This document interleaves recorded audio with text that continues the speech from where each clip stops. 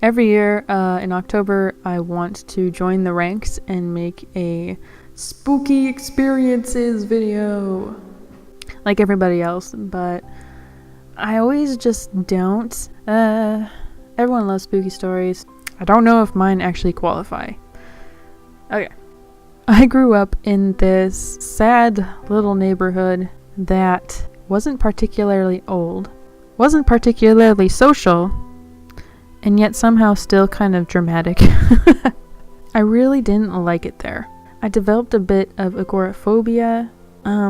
Neighbors would always look into your windows if they were open, there was like no feeling of privacy in that neighborhood at all.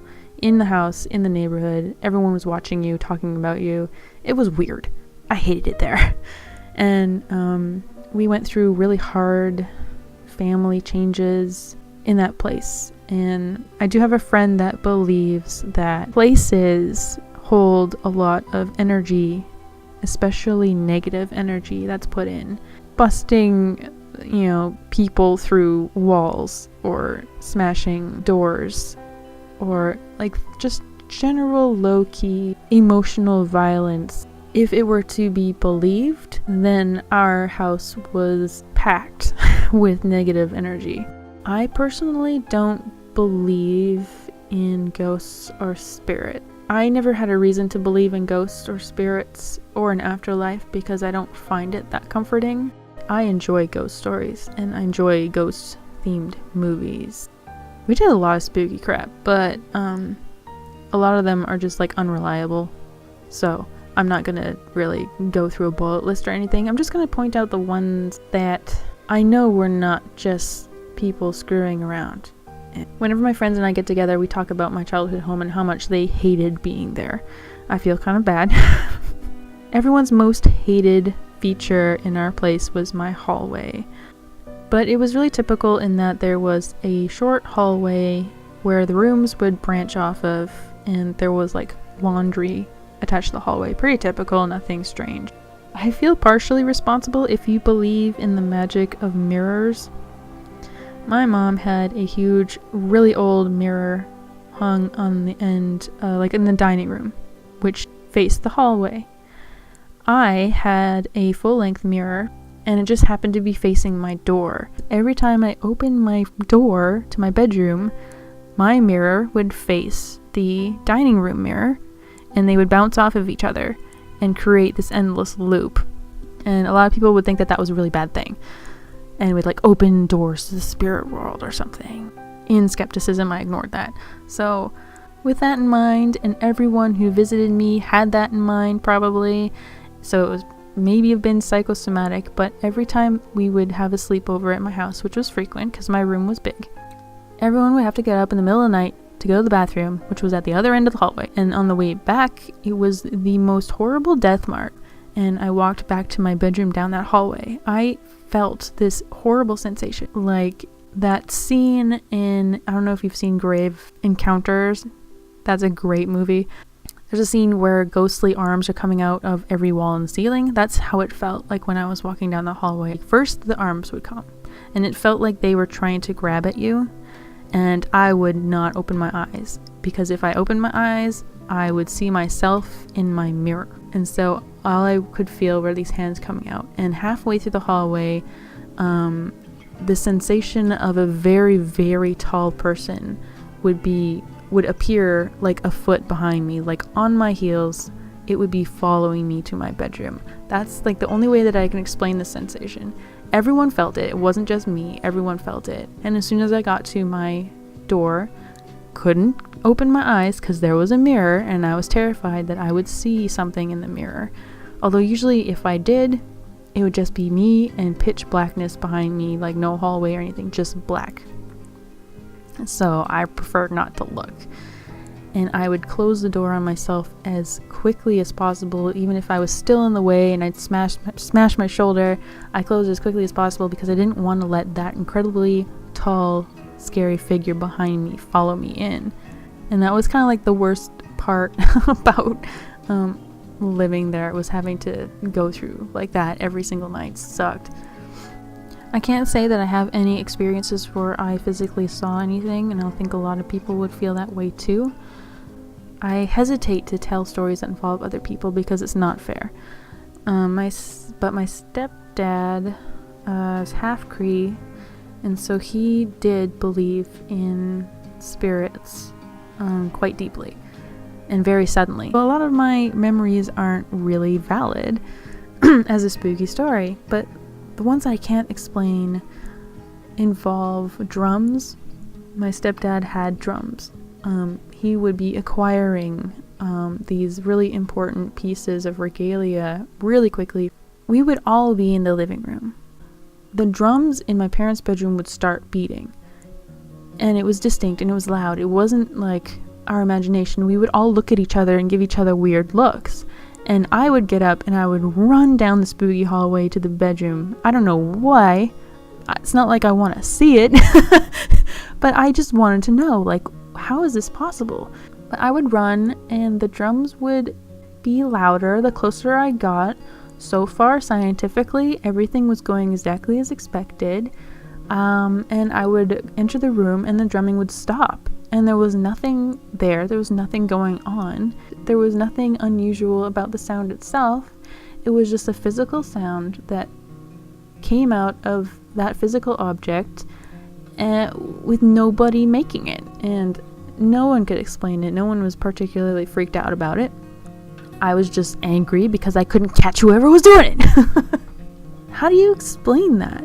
And I wasn't really that weirded out by it until my mom told me. She said, I don't believe in ghosts, but at night when I wake up, sometimes I will see the eagle fans. These are fans that are used in dances to honor ancestral spirits, and it kind of pretty much just looks like an eagle's wing with a handle on it.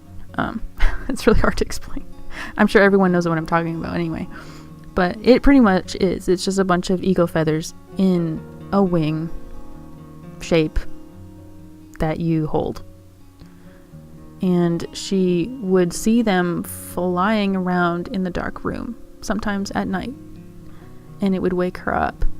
And hearing that come out of my incredibly skeptical mom's mouth was alarming, and it really put the whole experience in perspective, because I knew she wasn't fucking with me, and I knew that she wasn't making it up. I do understand sleep paralysis because I do experience it, and I could explain that as a nightly hallucination. That's true, but I don't know. I wasn't there. I also remember getting in a lot of trouble with my stepdad because my friend and I liked to play with Ouija boards. I'm not going to talk about any Ouija board story because I don't have anything like profound to say about them. I'm pretty sure we were just playing a game. Like, I don't personally believe that they have real power to them, but my stepdad got really mad because he blamed me for a spooky thing that happened to him. And this ties into him acquiring a lot of powerful objects really, really quickly. And one of them was an eagle. He had an actual eagle wrapped up in the freezer in my bedroom. And I didn't have a choice. I didn't even know it was there. I got blamed. Blamed for what? Well, he had the eagle in the freezer, and it just, it would have had like a calm kind of face with its eyes closed. And he said that when he went to retrieve it one day, he opened the freezer and unwrapped it, and the eagle's face had transformed. It opened its mouth in this angry snarl, and its eyes were open and judgmental, and it freaked him out. It's a memory that is seared on my mind forever. This mysterious, angry eagle in my bedroom I didn't know about that transformed itself. And the skeptical part of me is just like, well, maybe the freezing process did something. Maybe. Seems likely. I don't know. But it's unexplained, and so I'm telling it as a spooky story because it spooked me out. I was a typical teenager, which meant that I had typical teenage brain functions, and that is that teenagers don't sleep at night very well. I had more sleep paralysis and hallucinations and astral projection, and during that time I had lots of moments where I would wake up with sleep paralysis and I would look out my window and I would see the Grim Reaper standing there. I've had experiences where I would be stuck out of my body on the ceiling and I would actually see my mom running in to wake me up. And there were times where I was at my cousin's house where the similar thing, I had a lot of night terrors. So I'm not really a stranger to sleep paralysis and the explanations for how those things work. While this is an embarrassing thing to admit, I don't think it should be embarrassing. But at one point when I was a teenager, I had scabies, which is a small parasite that digs into your skin. We had lots of sleepovers, and that's how you get it. If you just stay in your friend's bed or wear their clothes, if somebody has it, you're gonna get it. So it looks very much like eczema. Treating something like scabies is a lot like treating lice, which is how my mom thought of it. And instead of getting the prescribed medication, she accidentally got lice shampoo. And the difference between these two medicines is that the scabies cream you're supposed to leave on for 8 hours, and lice shampoo you have a maximum of 5 minutes.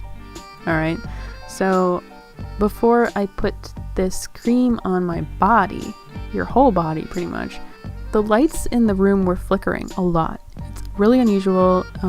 Electronics weren't working properly. I couldn't listen to music that night. There was just stuff going on that was really strange. And the easiest way for me to pass 8 hours with poison all over my body was to do it overnight. So I put it on before I went to bed, and then I went to bed.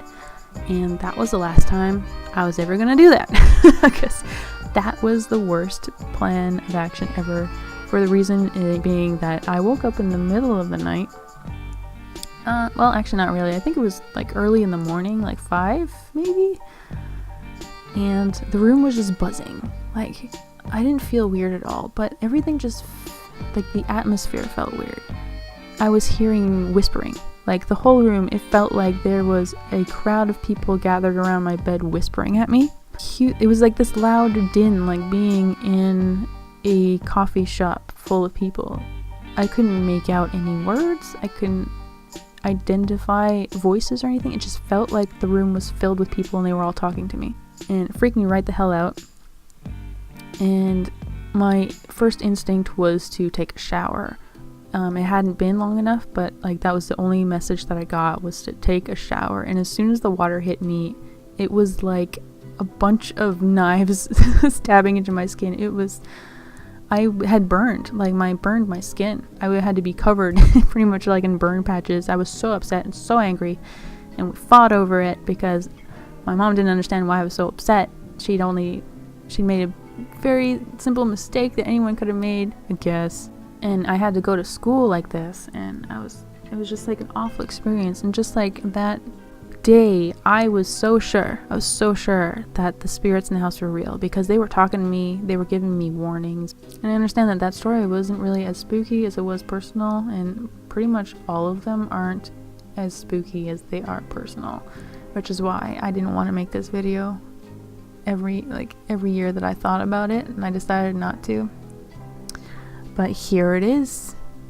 If I make this video, you're gonna know a whole bunch of weird stuff about me. I can say that I have never lived in a place since then that has ever made me feel anything close to that. I've never had creepy encounters in any hallways that I've lived in since then. A ghost is following me, or hands are coming out of the walls. I haven't experienced anything like that outside of that place, or in anybody else's house. So there's something going on there, and whether it's low frequency sound or if ghosts are real. And it keeps trying to drag me back, because every time I have any kind of dream about anything, especially tense ones, especially spooky ones, it always takes place there. So take it for what you want, have fun with it, enjoy it, and thank you for listening to my weird, maybe underwhelming stories, and I'll see you next time. Bye.